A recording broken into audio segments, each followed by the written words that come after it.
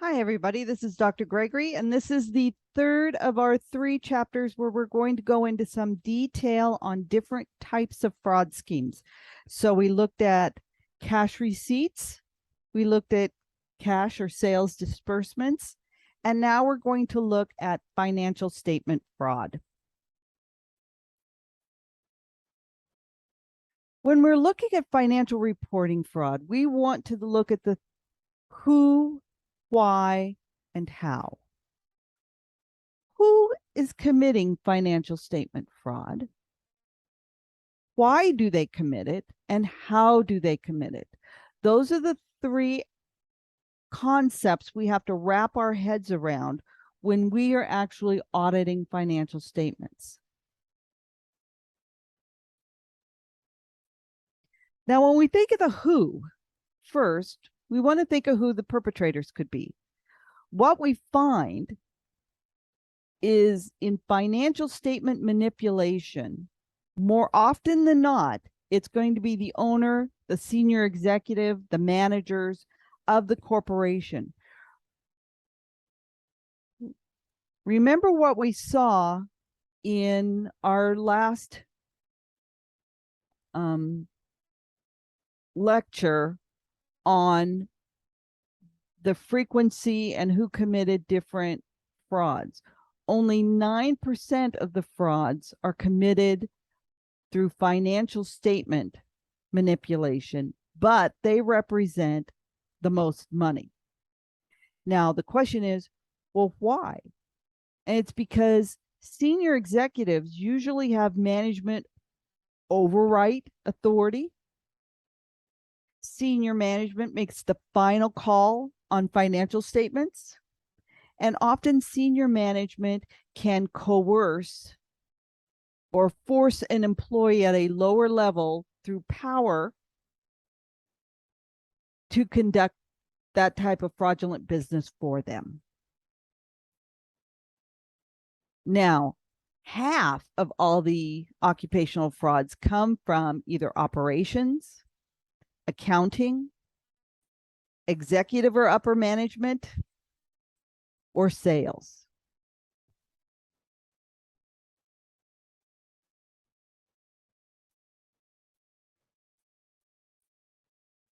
Looking at the why, well, executives have a very high risk attitude normally. Much of their compensation, their stock options, their bonuses are based on what? Results.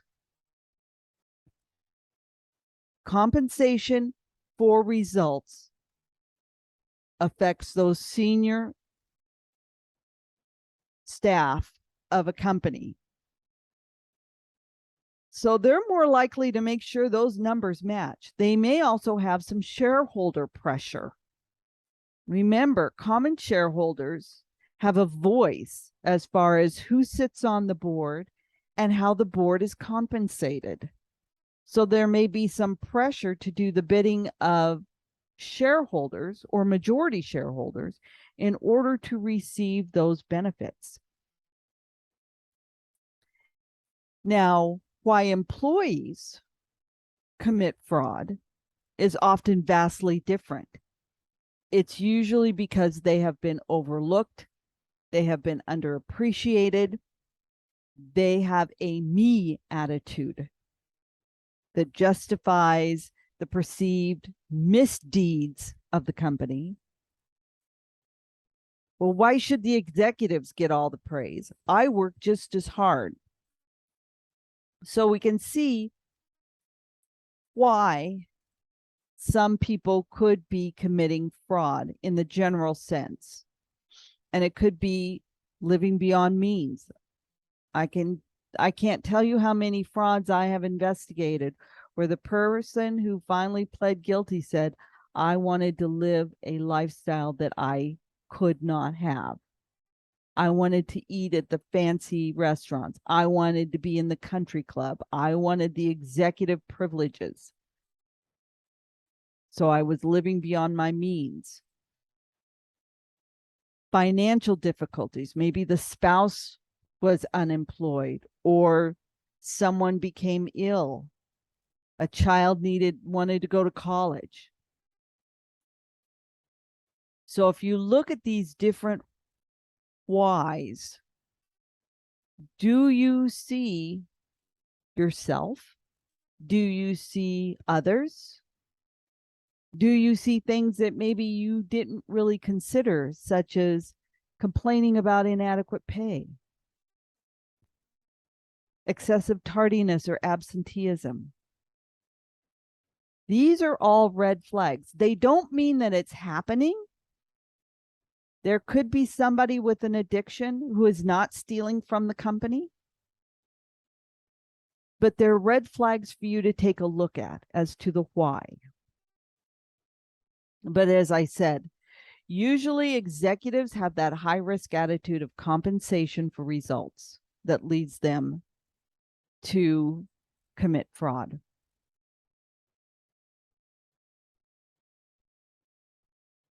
Here's some more whys, just in a different graphical presentation. Poor performance, denied a raise or promotion, fear of job loss.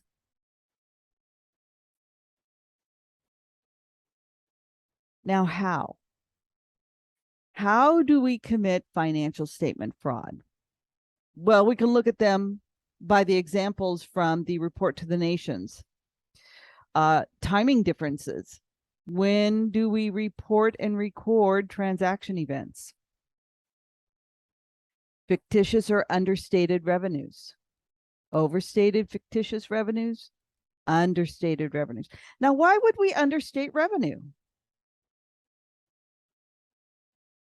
Because the lower our revenues, with expenses staying equal, reduces net profits on paper. Lower net profits, lower taxes. Then if that's the case, why would we have more revenues? Shareholder expectations. So depending on where the motivation is or where the pressure is, do we reduce our tax burden? Or do we want to show a really good number for our shareholders? Can influence financial statement fraud. Same with concealed or overstated liabilities and expenses. Overstated liabilities, understated net profit, lower taxes. Concealed liabilities creates higher revenue, better profit sharing. Improper asset valuations can affect both sides. And finally, improper disclosures or changes in disclosure without restating financial statements as required can be a method of financial statement manipulation and fraud. So there are ways we could do that. We can play the accounting system, manipulating assumptions and estimates. When we are looking at an estimate based on management, there better be some really good rationale behind that instead of this is the way we always do it. Beating the accounting system, creating those fictitious sales, allowances, higher allowances for bad debt, write-offs, or going outside the accounting system. And we've seen that before. You have a balance sheet that comes out of one system and an Excel spreadsheet that shows us a different report. Not using the system to create the reports, creating reports outside of the system where there's no way for us to confirm those balances, or not even recording transactions in the system.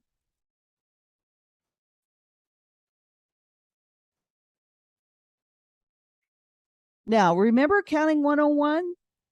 We had our accounting principles, our assumptions, our concepts, and our constraints. Remember, we have to think about this when we're looking at financial statements. Are we using the right monetary unit? Do we have a going concern? Are we performing revenue recognition using the matching principle? Are we using historical costs or fair value? Are we looking at the idea of conservatism, overstate expenses, understate revenues? And are we looking at this from an objective point of view? So review pages 544 and 548 of your text for details on each one of these different principles. These are the core principles we follow, and these are the core principles that can be manipulated.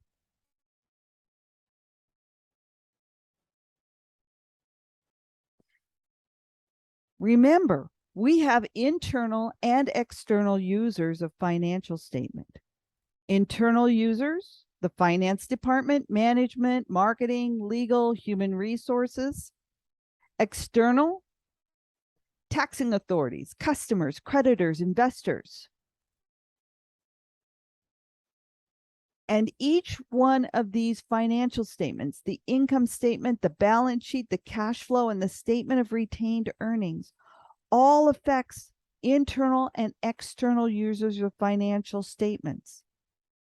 Any one of these users can be deceived depending on the type of financial statement fraud scheme that's going on.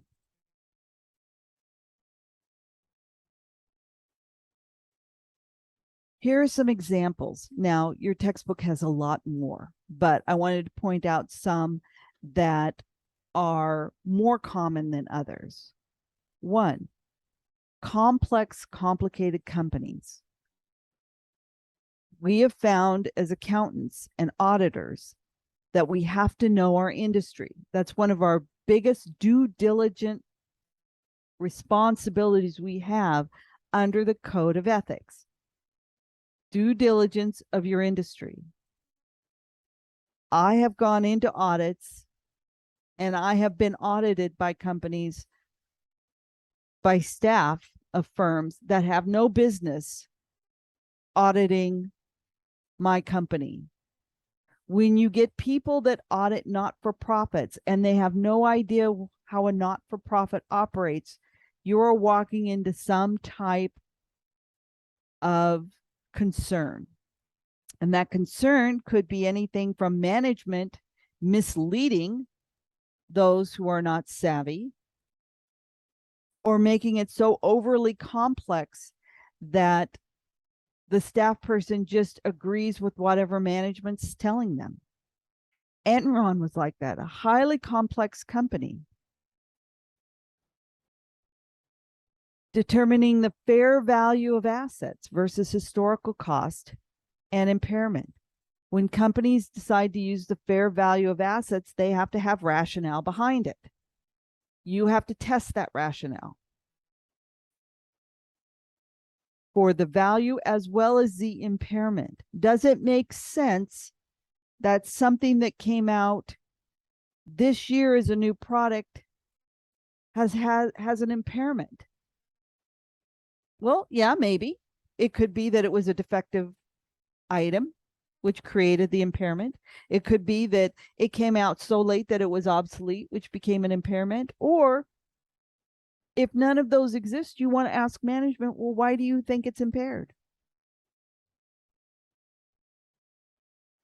We're finding that ASC topic 606, revenue recognition of contracts with customers, is subject to a lot of interpretation of the contract, the price, when does revenue take place, is creating manipulation of contracts and deliverables. So if you are auditing a contract of a company, you not only want to go through and make sure that you understand that contract so that you can follow the transaction of revenue recognition across the board within the financial statements, you probably want to reach out and do a confirmation with that customers on the contract and say, what is your interpretation of this? And make sure that both parties are in the right interpretation. Materiality. Management sets high materiality levels for reviews. Well, if you set it so high, you're going to miss a lot of errors or irregularities, which may be what management's looking for. So even though you as the auditor set materiality, the company you audit is also setting materiality for what they consider to be their cost benefit analysis of going in and reviewing and reconciling accounts. For example, we don't reconcile to the penny. It could take you a week to find that penny. And that's a week of wasted salary. But you also, if you're a $10 million company, you don't want to have a materiality level set at $1.5 million because there's room for manipulation. Conservatism in the reverse. Sometimes companies are heavy risk takers, and so they will set overestimations of revenue and understating expenses, especially when it comes to meeting sales projections. When you want to meet sales projections, there's a tendency to want to overstate the revenue in order to meet those new percentages.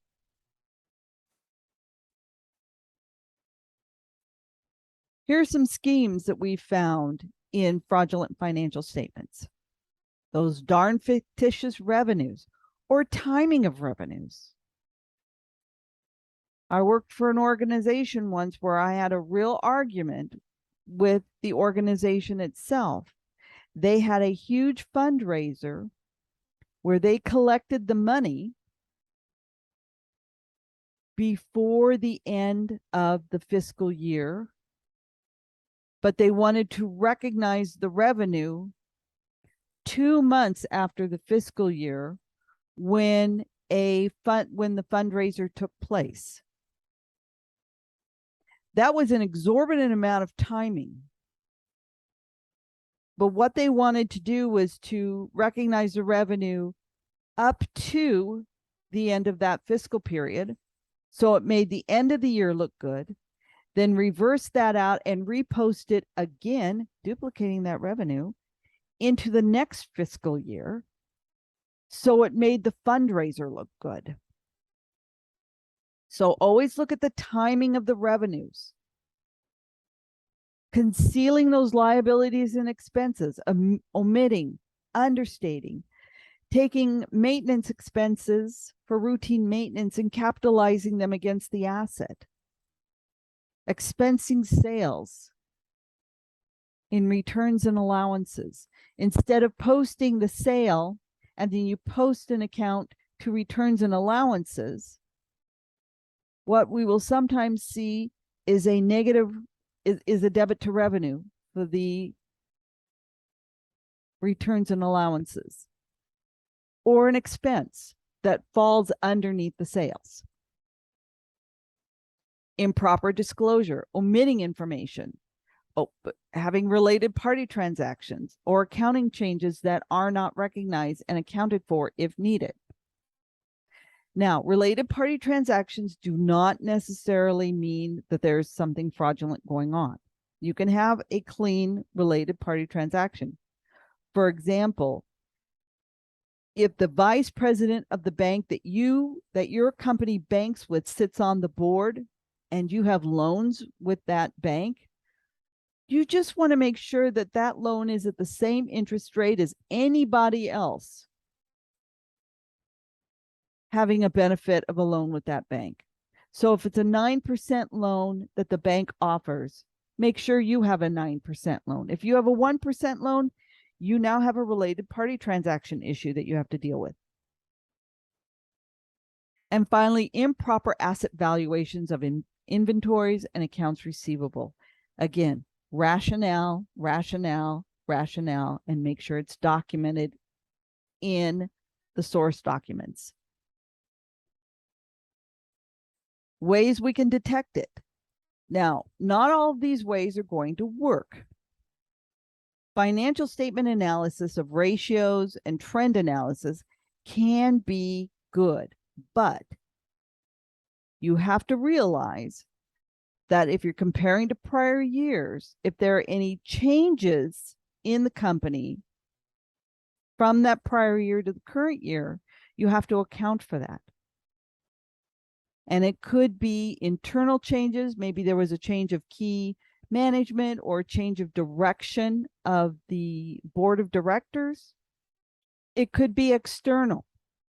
It could be liabilities that came up that were not expected. It could be lower sales. It could be competitors that are actively competing in your market.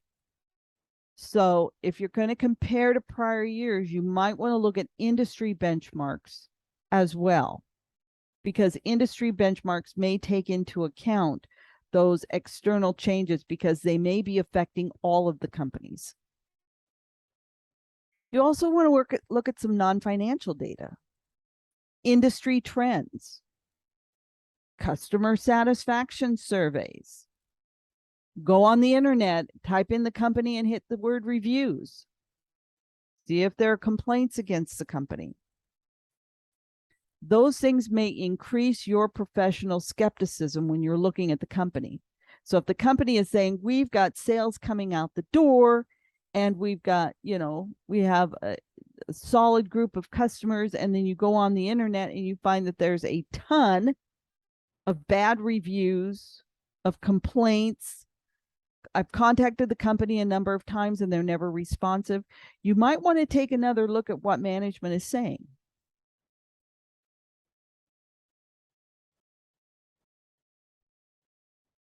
How can we deter it?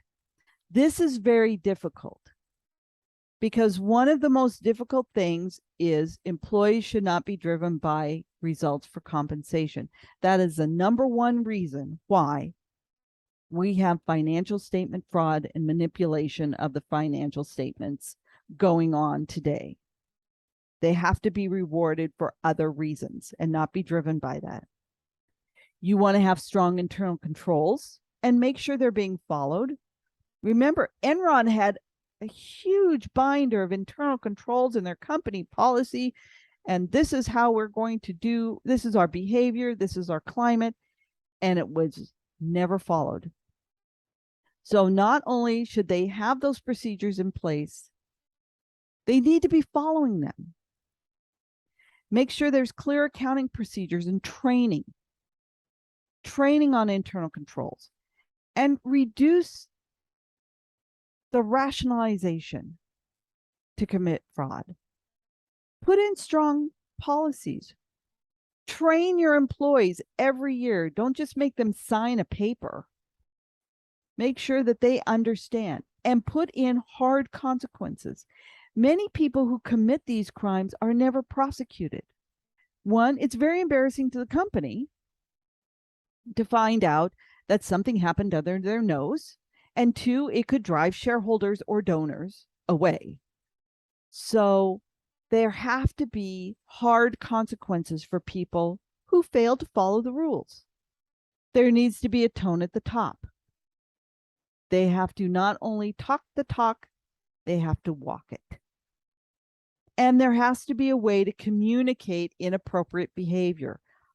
Anonymous hotlines that people could call in that can be investigated by an internal group that does not report to the CEO. Because what happens if it's the CEO that's involved in this?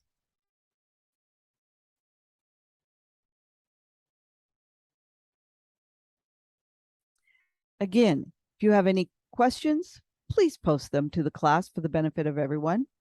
Send me a Halo message or reach out and make an appointment to chat with me through Calendly. Have a great week. I know this has been a lot of information to feed on you in 1 week, but be curious, and I'll see you in the classroom.